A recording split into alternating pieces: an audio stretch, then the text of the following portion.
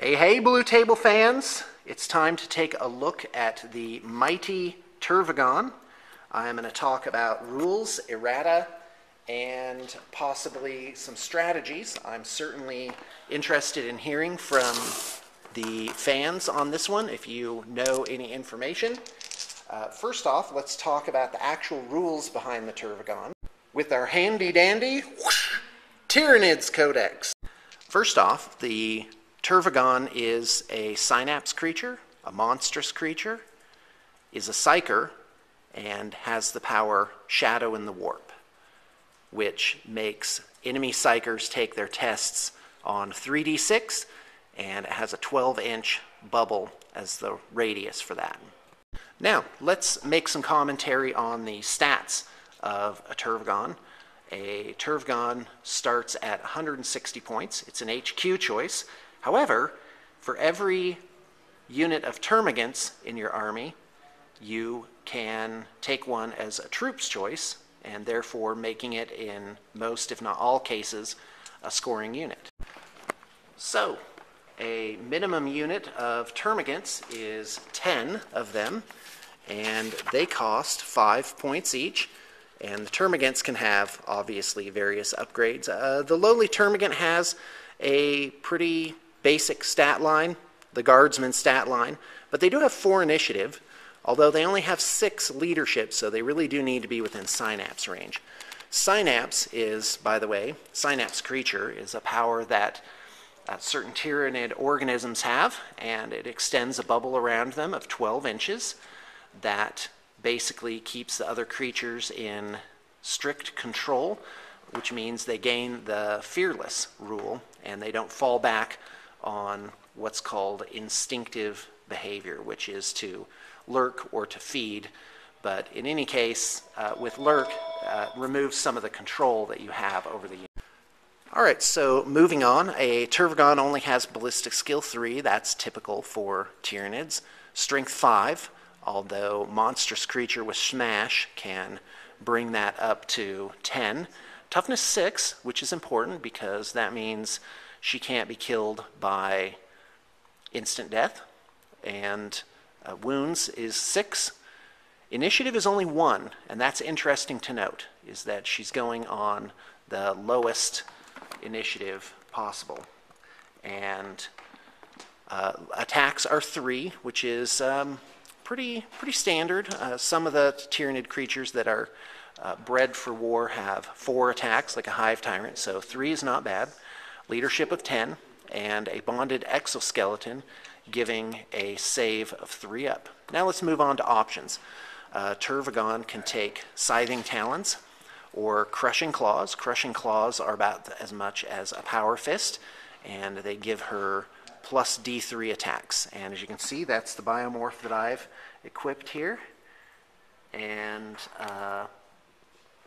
it's definitely worth the points. Basically, you're gonna kill one more thing in close combat per turn, and there's just absolutely no way that Crushing Claws can't be helpful. Alright, the biomorphs that a Tervigon can have are 6 different kinds. And the first one is Adrenal Glands, which gives Furious Charge, basically +1 strength on the charge. Toxin Sacs give Poison, and that means basically at least a 4 up to wound, but in case, because the Tervigon's strength is 6, mostly that means re-rolling to wound, which is really nice because it gets rid of that thing where you have that pesky 1 that you roll when you only need a 2+ to wound. So Toxin Sacs are nice. There's also Acid Blood, which is if somebody wounds the Tervigon, they can take a wound, possibly. Implant Attack, which is if the Tervigon rolls a 6 to wound, that causes instant death. I usually don't get either of those, although Acid Blood really is a lot of fun. It harkens back to the Aliens genre, where even though you kill one of the horrible creatures, the blood splashes on you. So definitely a little bit of inspiration from that source, that cinematic piece. So basically, every time somebody does a wound to the Tervigon, the unit, not the model that struck the blow, but the unit must pass an initiative test or suffer a wound with no armor saves, and it also counts towards combat resolution. And walkers suffer a glancing hit on a 4-up for acid blood. So if you've got some extra points to spend, acid blood is not a bad option. It certainly pays for itself, because if the Tervigon's ever in close combat at all. Toxic miasma. Now this is another interesting biomorph. By the way, you could just load up. You could load up literally, if you gave the Tervigon every single biomorph, it would be 95 points. So I'm not sure you want to put that many eggs in one basket. All right, so toxic miasma is at the end of each player's turn, every non-vehicle enemy model that is in base to base with the Tervigon must pass a toughness test or suffer a wound. But you do get saves against that as normal. But if you imagine, like, look at how big this base is.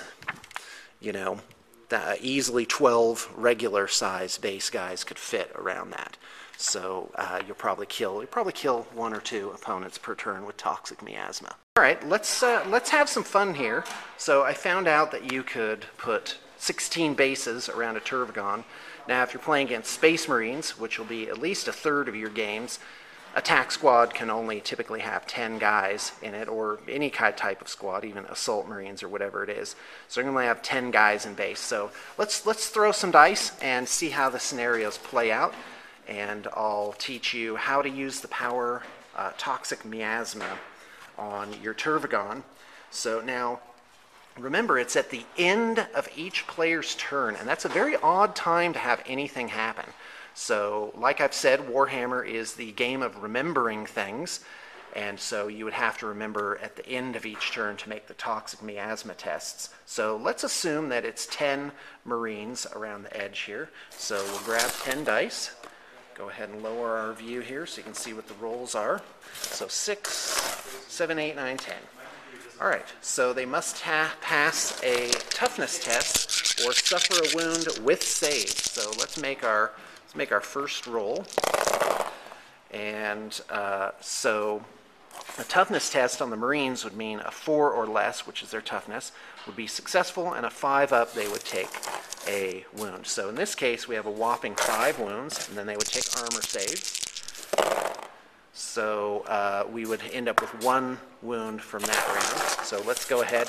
Let's say the next round, or the end of the next turn, there's 8 guys in contact, because believe me, it's going to go down with the crushing claws. So 5 ups, and then 2 saves. So that would be both saved. And so you got to consider points here. So you killed 1 guy, so the biomorph is technically paid for itself, although there's other aspects as well. So 4 wounds in this case, 3 up to save. And whoa, that would be 4 guys dead from toxic miasma. Wow, they must have not worn their helmets that day. Now, let's say it were orc boys instead, and you actually did have 16 orc boys. Not an unrealistic scenario there. So let's do the orc boys. The orcs have toughness 4, so they will need 4s or less to pass their toughness test. And so we pull out all the 5 ups here. Sorry you can't see the entire roll. I guess I could pull back. Wow, that was a very high proportion of 5 ups, but let's roll with that. All right, so here come the armor saves, so 6 ups. So there would be 1 armor save, and 2, 4, 6, 7 orc boys would die. And at 6 points, you're probably killing about 40 points of orcs if they are crowded around. Let's do 1 more roll just for kicks. So looking for 5 ups to cause the toxic miasma. Again, a very high proportion. You know, let's go with Math Hammer. Let's say 16 guys. Let's say I only get 5, which would be a very conservative roll. I think that's what we got last time, actually. So that would be 5 guys dead. And you'd end up with you'd be killing off hordes of guardsmen. So now this is an interesting idea, because one common tactic for horde armies, especially guardsmen, is something that's known as bubble wrap, which is they send this very low point expendable unit out, and they just hold up your monstrous creature for a turn. But toxic miasma gives you a chance at the end of every turn to basically clear off the opposition and then be free to act. But of course that can work against you too, because if it's your turn and you don't want to be shot at, you actually don't want to kill off enemy units. So let's continue with the biomorphs for Tervigon. Okay, the last biomorph is regeneration, which is the most expensive of all 6. And in the rough and tumble of actually playing, people have more or less rejected the regeneration upgrade. And quite frankly, I think it's just better to buy more units. But you're welcome to try it. Now, the Tervigon has 2 possible ranged weapons. One is Stinger Salvo, the other is Cluster Spines. And I'm not going to get very much into those, only to say that one of them is a multiple single attacks, like Assault 4, and the other one has a template to it, like a blast template. So it just depends on who you're fighting, which one of those you're going to want to go with. One's not particularly stronger than the others. Now, when you buy your Tervigon, the Tervigon comes with 1 automatic psychic power, which is called Dominion. That's used at the beginning of your turn, and it's before you test for instinctive behavior, and it allows the Tervigon to extend her range to 18 inches for synapse. So basically reach out into quite an impressive range and allow creatures to be brought into that. A strategy there is, somebody sent this to me, is that the Tervigon can allow Ormagants to be outside her range, let them rage, which gives them an extra attack in close combat, and then reassert control the following turn. The only problem with that is if they lose combat, they're stuck back with their own initiative of 6. So quite frankly, I think it's better just to keep your little Gribblies within synapse range. Now, the other power that you could get is Catalyst. I always buy Catalyst, well worth the points. It's used during your movement phase. So anytime during your movement phase, you can do Catalyst, which gives Feel No Pain to a single friendly unit within 12 inches until the beginning of the next Tyranid turn. So Catalyst, in my opinion, is an absolute must-buy. Dominion, I usually don't use Dominion because I just make sure I bring plenty of synapse creatures and don't have the problem of having to herd too many guys with too few leaders. The last one's Onslaught. It's a shooting attack that automatically hits a friendly unit within 12 inches, which is weird. What a weird way to deliver that. But, and that's only a 4+ to hit. And that unit may both run, and shoot in the same shooting phase, even if it's subject to instinctive behavior feed. A unit under the effect of Onslaught may not assault unless it also has the fleet ability. So, I personally, I never get Onslaught.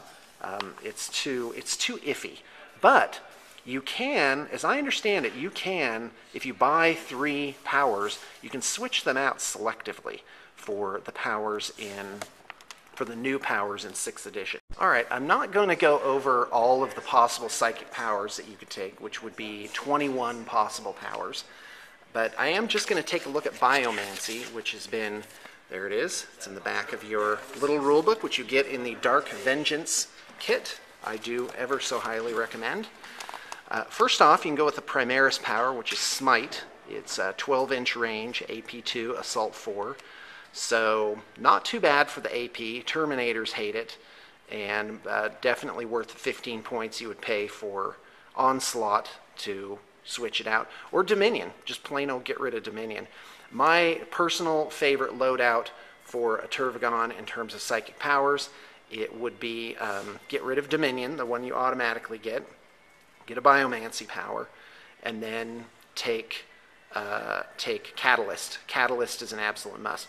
But a Tervigon is only Warp Charge 1, and so can only use 1 power per turn. So I wouldn't just stick with Dominion and switch it out with a Biomancy power, because you might end up with a useless one. Definitely take the oh my gosh, the catalyst power as well. So that way you'll have a Biomancy, possibly a dud, and catalyst, which gives feel no pain. I can't tell you how often that will swing a game in your favor to have 30 Termagants with feel no pain. It just really helps them stick in the game. Okay, so let's take a look at the powers. I'll just let you, even though you won't be able to read it. Iron Arm. So if you roll a 1, that's Iron Arm, which is a blessing that targets only the Tervigon and gives plus D3 strength and toughness. That is a great roll. Enfeebles a malediction. By the way, these are done at the beginning of the movement phase. So in a way, there's kind of like a psychic phase now at the very beginning of the turn. Game of remembering things, remember? So Enfeeble gives a unit within 24 inches -1 strength and toughness, so that's an offensive power. Endurance targets a friendly unit within 24 inches. They get feel no pain. It will not die, and Relentless, which for Tyranids is like the catalyst power, but better, basically. You get Life Leech, which is a Witchfire. That's a shooting attack, and that's on a roll of a 4. And so that's 12 inches, strength 6, AP 2, assault 2, and that is not too bad. And the Psyker, if it causes a wound, the Psyker gets a wound back, so that can be really good.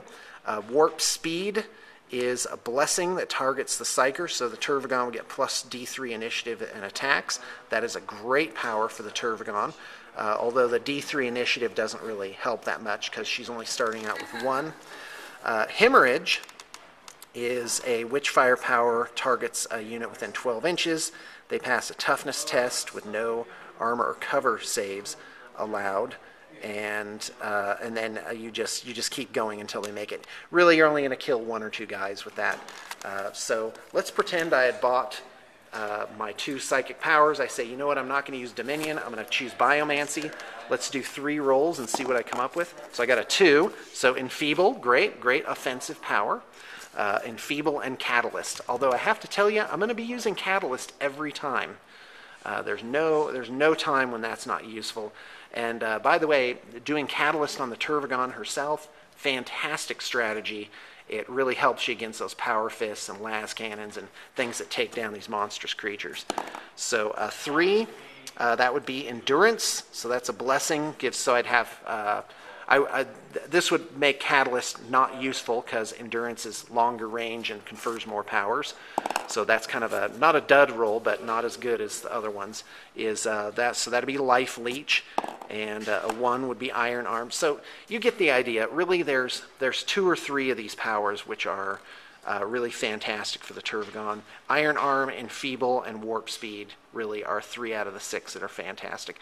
And if you don't like it, you can always switch to the Primaris power of Smite, which definitely gives the Tervigon some ranged hitting power. Okay, so we've talked about biomorphs, we've talked about psychic powers, and now we are on to the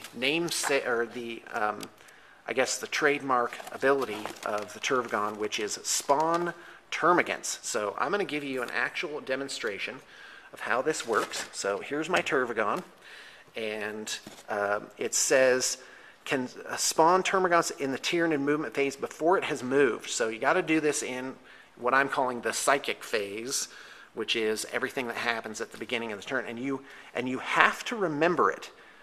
Because it says can spawn termagants. It's not an automatic thing. I can't think of a time when it would be bad to do it, but who knows? Maybe if your opponent's sweeping up victory points for units killed, So what you do is, before the Tervigon moves, you spawn your termagants, and you do that by rolling 3d6. So let's go ahead and do that now. So I'm going to roll a 4, a 2, and a 5, which adds up to 11. So I just got 11 termagants.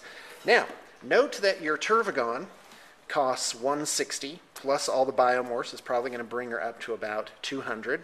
That's usually about how I run it. So I get my 11 termagants, and I have to place them within 6 inches from the Tervigon. And you can't place the new unit in an impassable terrain or within 1 inch of enemy models. And the termagants simply do not spawn if it gets too crowded. So if the Tervigon's in close combat, now that's interesting because if you had guys surrounding her, you could actually create the termagants, you know, kind of like, I guess, spit them out in an arcing pattern there, and then actually assault in with the termagants. So let's go ahead and put our 11 termagants out here, and that's probably not necessarily the way you would want to do it. And and you also can't do this if you don't have the models to put the termagants on. So I would have just got 55 points of termagants, and by the way, your average points that you're going to get is 95 points. So, and by the way, these are scoring units, and that is everything for the game. I think the Tervigon is one of the strongest units for the Tyranid army. I would never go to a game with less than 1.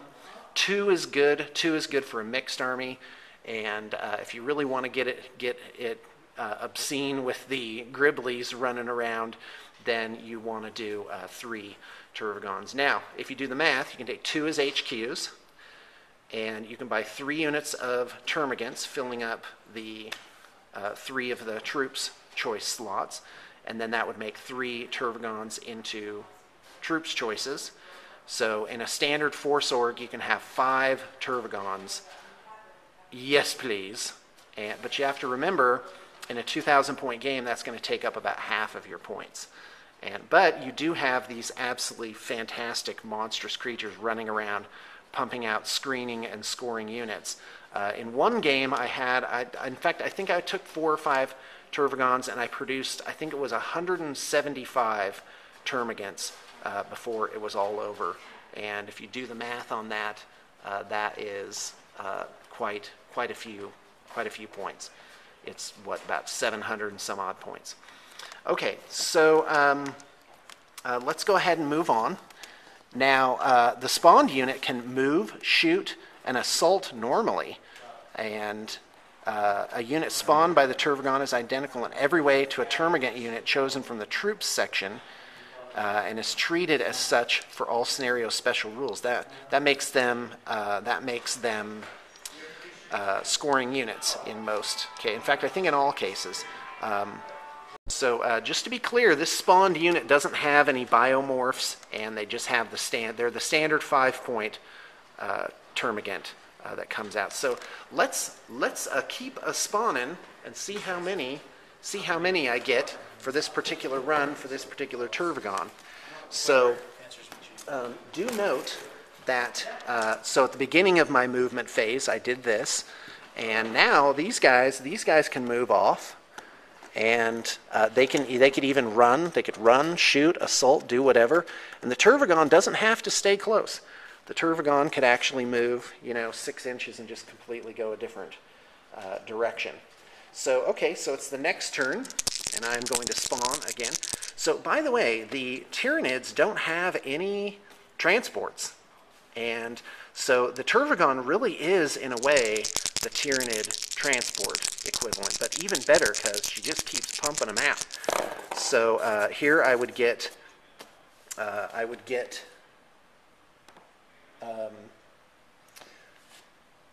I can do this, 12. Guy, I was thinking about something else. By the way, if you roll doubles, it ends. So I've got 12 termagants. Now let's roll again the next turn, assuming she's alive. Oh, there's my doubles. So she's done spawning termagants, but I spawned 11, 12, and 13 termagants for a total of 36 termagants.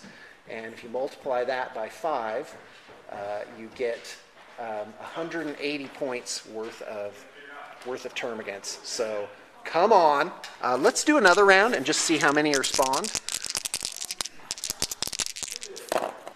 Okay, so in this case, I would only spawn 11 termagants, and so still not bad. 1 scoring unit just popped out of my Tervigon, who's awesome even without the bonus of churning out termagants. I don't know how I arrived at it, but you need 13 termagants. And that is the problem with having a lot of these, is you basically have to have an army.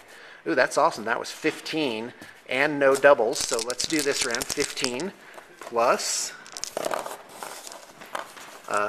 12. So we're up to 27 termagants. And then let's do another round here. We've got 11, so we're up to 38 termagants. And then let's do another roll. And 38, so we're up to 51 termagants. So assuming she's still alive on turn 5, let's go ahead. 51, and then let's, boy, this is really being stubborn. 51, still no doubles. So 51, 63 termagants coming out there. So you can see how this gets possibly quickly very out of hand. All right, let's move on to the next rule for the Tervigon. First rule, by the way, was spawn termagants, which I just explained and demonstrated. And I have to tell you, if you are sitting on, if the Tervigon produces at least 2 scoring units, that's fantastic. That is game. It's just, with all the objective-based scenarios, the Tervigon just becomes an absolute powerhouse of getting the job done. So brood progenitor, all units of termagants of any kind, whether they're spawned or not, within 6 inches can use the Tervigon's leadership. Now that doesn't matter if they're within, because they'd be in synapse range if they're within 6 inches, so they'd be fearless. So I'm not sure what kind of test they would need to take where that would be useful to have the Tervigon's leadership. And they also gain the benefits of the Tervigon's toxin sacs and adrenal glands if it has any. So this is pretty huge. So toxin sacs give poison. So that means, and adrenal glands give furious charge. So that means termagants on the charge would be, and by the way, this power is at the time it's used. So let's say there's some Space Marines over here, and the termagants charge the Space Marines, and now they're without of the 6 inches range. They do not get those powers. That's in the FAQ, because if they're, it's when they would use the power. So furious charge would be in the assault phase, and same with toxin sacs, which give poison. Go figure. So you got to make sure your Tervigon is positioned where it needs to be. But that means the termagants are strength 4. So against Space Marines, the poison would give rerolls to wound. So termagants can give Space Marines really a run for their money. Okay, so let's do a little simulation here. So let's say the Tervigon spawns the termagants, and now in assault phase, so the termagants move. And by the way, this is all very tight because of the camera angle. But you'll definitely get the point here. So let's say you've bought adrenal glands and toxin sacs for your Tervigon, which, by the way, is going to set you back. Those are the lowest point costed ones. They're only 20 points. So let's say the termagants, and by the way, we've got our tack squad here. I'm going to pretend this guy has a power fist, even though he has a chainsaw. That's from the Dark Vengeance set. I'm definitely going to convert him up to have a power fist. Why not? And let's say he has a bolt pistol. So just for simplicity's sake, we'll say these 6 guys. And by the way, this is 2, 4, 6, 8, 10, 50 points of termagants versus 90 points of Space Marines. But they are boosted by the Tervigon. So let's go ahead and do 2, 4, 6, 8, 10, 11 shots. So here's our Overwatch. So we're looking for some 6s. What do you know? We got 2. That's about average. 2 6s. And strength 4, toughness 3. We need 3 ups. So 2 of the termagants would be lane waste 2 on the charge. Now they'd be within synapse range, so there would be no morale check. And there would be no morale check because you didn't get over 25%. I don't even know if that rules in 6th edition. So let's go ahead and move my guys in, my termagants in. Now the termagants are initiative 4, so it is going to be Simo. And the 6-inch charge allows me to really get all my guys in here. And so initiative step pile in gets the Space Marines up like this. This is one of those rule book kind of canned straight up assaults which never actually happen in real life. So again, the termagants are at initiative 4, Space Marines at initiative 4. So let's go ahead and do my I do my Sarge, but he doesn't get that. So 2, 4, 5 Space Marines. Do the Space Marines first.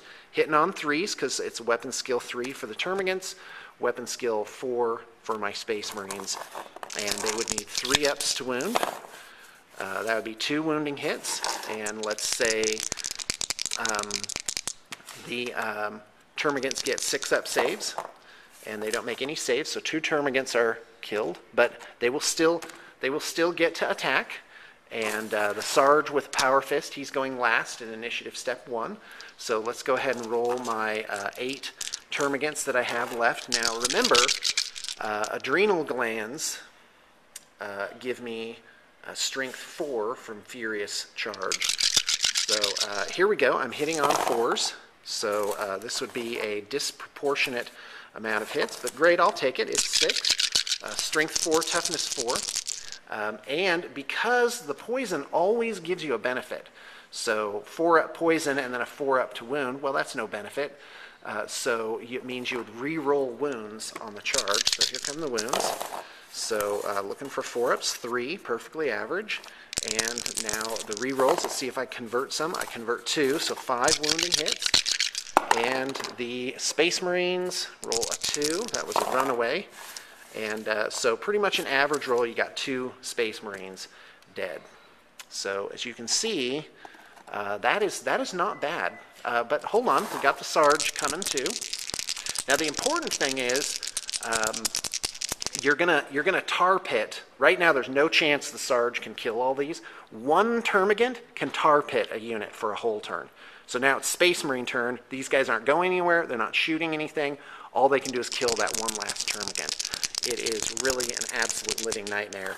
And is the other, because I've talked about here's the Sarge, I've talked about the Tervigon in terms of producing scoring units to just crowd the board. Well, those termagants can be used offensively, and that is, to my mind, the #1 rule of Tyranids, which is keep the heat on. Do not let up. Just wave after wave after wave. Do it smart, but don't let up. So 2 ups to wound. You'd have no saves for that one, so 2 more guys would die. So that's what you end up with. But if you look at it points-wise, 30 points to 20 points, it's because of the enhancements, basically. So let's do another round just for kicks and giggles.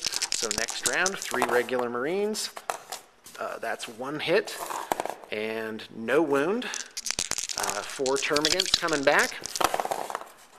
That is 1 hit and 1 wound and 1 save.